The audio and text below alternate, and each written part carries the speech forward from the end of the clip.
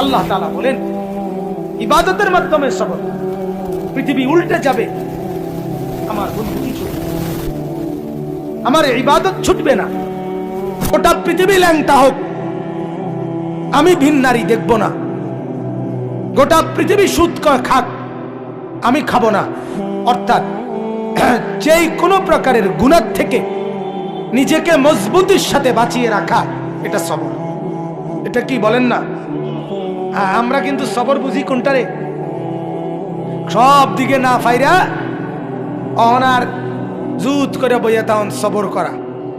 না না, সবর এটা 3 নম্বর অর্থ। প্রথম অর্থ হইল ইবাদত, এটার উপরে সবর মানে জমে থাকা, গুনাহ না হওয়ার উপরে সবর করা। যুবক যদি সিদ্ধান্ত নেয় গোটা পৃথিবীর নারী আমাকে বলুক, আমি তার দিকে তাকাবো, আমি তাকাবো না, আমি আল্লাহকে ভয় করি। আর শাজিম থেকে আল্লাহ তাআলা বলবেন, হাদিসের মধ্যে আছে, যুবক আমি নিজ হাতে তোর কলিজার ভিতরে ঈমান আমি দিয়ে দেব। মান তারাকাহা মাখাফাতি আবদালতুহু ঈমানান ইয়াজিদু হালাওয়াতাহু ফি কলবি। আল্লাহ তাআলা হাদিসে কুদসিতে বলে, আমার ভয়ে যে বিন মহিলার দিকে তাকায় নাই, নজর নামাইছে, আমার ভয়ে আমি আল্লাহ তাআলা তার অন্তরে ঈমান দিয়ে দেব, যেই ঈমানের স্বাদ মজা সে পাইতে থাকবে। হাদিসে কুদসি, হাদিসে কুদসি।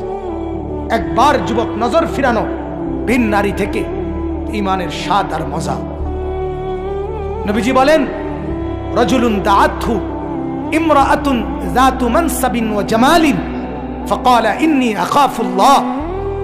যেই যুবককে, যেই পুরুষকে কোন সুন্দরী রূপসী বংশীয়া নারী জিনার দিকে আমন্ত্রণ করে, অশ্লীলতার দিকে, প্রেমের দিকে, সেই ছেলে, সেই যুবক, সেই পুরুষ যদি বলে, না আমি আল্লাহকে ভয় করি, ইন্নী আখাফুল্লাহ, খোদার কসম, আরশে আজিম থেকে তখন আল্লাহ তাআলা খুশি হয়ে বলে, যুবক আমি ওয়াদা দিলাম হাসরের দিন আমার আরশের নিচে আমি তোকে আমার পাশে বসাবো, আমার সাথে রাখবো। ছেড়ে দিলি ভিন নারীর চেহারা, আমি তোকে আমার চেহারা দেখতে দেব, আমাকে দেখতে দেব। 7 ধরনের ব্যক্তির একজন এটা। এই জন্য গুনাহ ছেড়ে দাও, সুদ না খাওয়া। আমার বাপ আপনাদেরকে বলি, মাওলানারা, ওলামারা, মাদ্রাসা মসজিদের হুজুররা, দুনিয়ার বাটফারি, উপার্জনের নানা রকম ধান্দা ওনারাও বুঝে। আমি সবসময় এটা বলি, আমরা বেকুব না, আমরা ব্যাককল না। আমরা, আপনি ফাঙ্গাস তেলাপিয়া খাইয়া বড় হইলে, আপনি চাল ডাল ভাত খাইয়া যদি বড় হয়ে থাকেন, তা আমরা হুজুর কি সিরা খাইয়া বড় হয়েছি? কথা বলেন না কেন? বুঝি না কি? আবার সুদও বুঝি, ঘুষও বুঝি, ধোকা বাটপারি সিটারি সব বুঝা সম্ভব, কিন্তু কেন করি না? 6,000 টাকার বেতন দিয়ে ইমাম সাহেব চলে, 8,000 টাকা বেতন দিয়ে ইমাম সাহেব চলে। এত বড় মাদ্রাসা এই মাত্র হিসাব দিল, মুহতামিম সাহেবের হিসাব শুনে আমি অবাক হয়ে গেলাম। আয়ের চাইতে কি পরিমাণ বেশি ব্যয়, ঋণ কি পরিমাণ। আহা, আমি এই বছর খুলনা চিল্লা লাগাইছিলাম তাবলীগের সফরে, 40 দিন খুলনায়। এই সফরে আমি Khulna university, Khulna medical college এবং খুলনা ইঞ্জিনিয়ারিং ইউনিভার্সিটি, তিনটাতেই আমি গেছি। আমাদের জামাত মেহনত করছে। প্রত্যেকটার জমি এরিয়া 116 একর, এক একটা 115, 16, 17 একর। 1 একর মানে 100 শতক।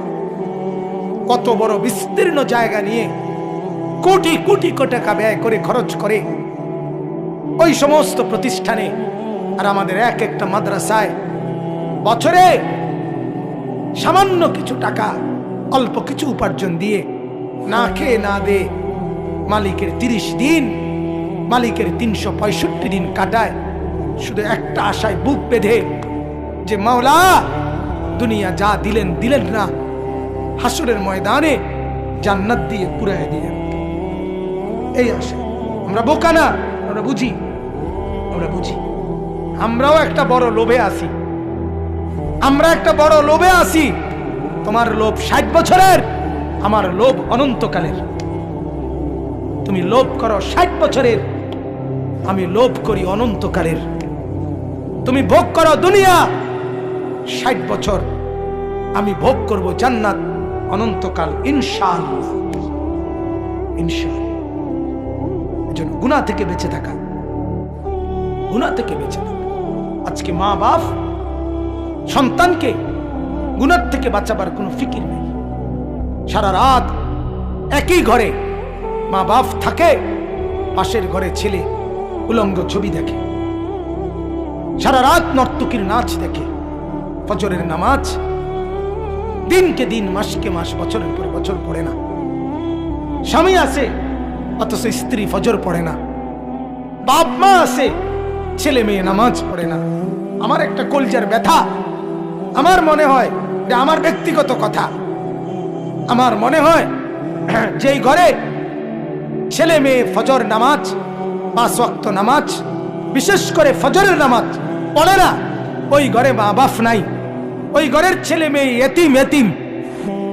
যেই ঘরের মহিলা ফজরের নামাজ পড়ে না, ওই ঘরের স্বামী নাই, ওই মহিলা বিধবা। স্বামী থাকলে স্ত্রী বেনামাজি হয় কেন? বাপ মা থাকলে সন্তান বেনামাজি হয় কেন? আমার মা, সারা জীবন দেখছি মাকে। আমরা 5 ভাই 3 বোন। আমার ছোট ভাই এখানে আছে, আপন ছোট ভাই হাফেজ মাওলানা। মারে দেখছি স্কুলের যে ঘন্টা বাজায়, মা এই ঘন্টা আনছে আমগর রোমে রোমে গিয়া ফজরের ওয়াক্তে মা এরকম ঘন্টা বাজায় বাজায়া বেল পিটটা পিটটা আমগরে উঠাইতো টুম টুম টুম টুম করে। যতক্ষণ পর্যন্ত না উঠতাম মা আমার থামতেন না, যতক্ষণ ফজরের জন্য বের না হতো। কোথায় মা? অতএব রাত হয়ে গেছে, আমি আর বাড়াইলাম না, কিন্তু সবর বলে গুনাহ থেকে নিজেকে বাঁচিয়ে রাখা। 3 নাম্বার, আসসাবরু আলা শাদাইদ ওয়াল মাসাইব।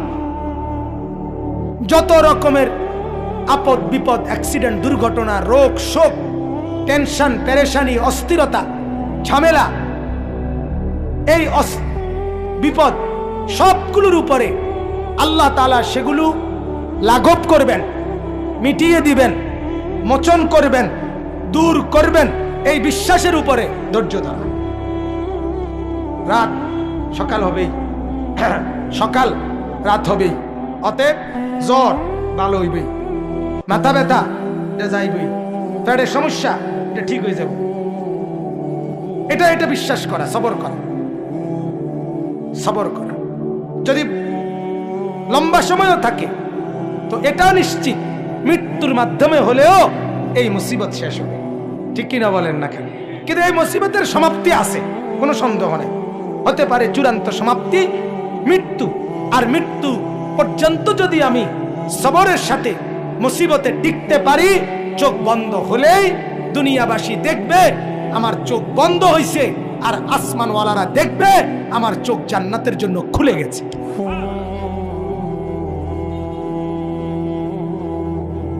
অতএব সবর, আল্লাহ তাআলা বলেন সবরের সাথে আমার কাছে চাও। শিরাকা না আলাই, জুতার ফিতা ছিঁড়ে গেলেও নবীজি বলছে আল্লাহর কাছে বলো। ইযা সাআলতা ফাসআলিল্লাহ, কিছু চাও আল্লাহর কাছে। নবীজি বলছে ইযা ইসতাআনতা ফাসতাইন বিল্লাহ, সাহায্য প্রার্থনা করো আল্লাহর কাছেই করো। ইহফাজিল্লাহ ইয়াহফাজকা, আল্লাহকে তুমি খেয়াল রাখো, আল্লাহ তোমাকে খেয়াল রাখে।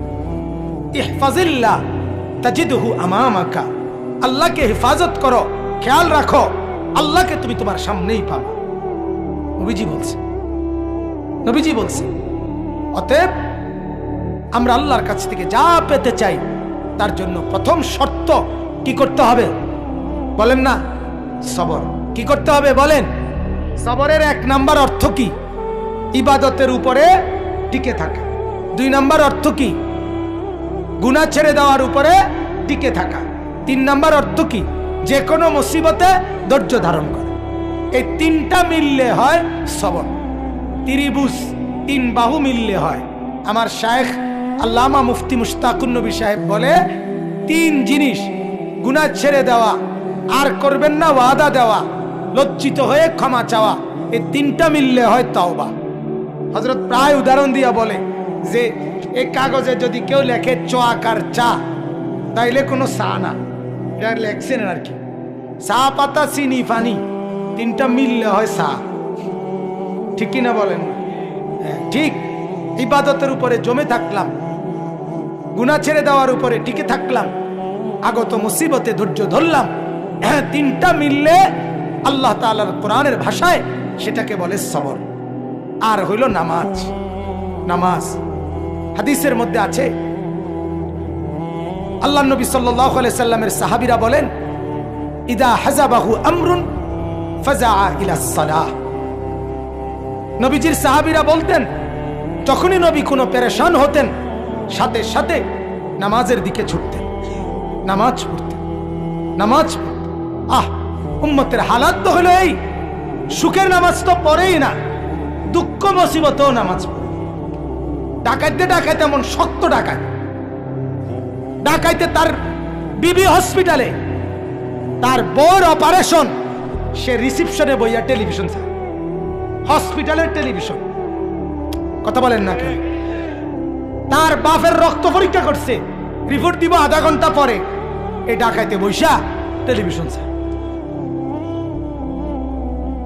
আল্লাহর প্রতি তার কোনো খেয়াল নাই, কোনো খেয়াল। মুসিবতে পড়েও নামাজে নাই, মুসিবতে নামাজ নাই। এজন্য আমি বললাম, আল্লাহ তাআলা বলেন, নামাজ, তুমি নামাজ পড়ো, তোমার জরুরত, তোমার প্রয়োজনীয় বিষয় আমি দেখব।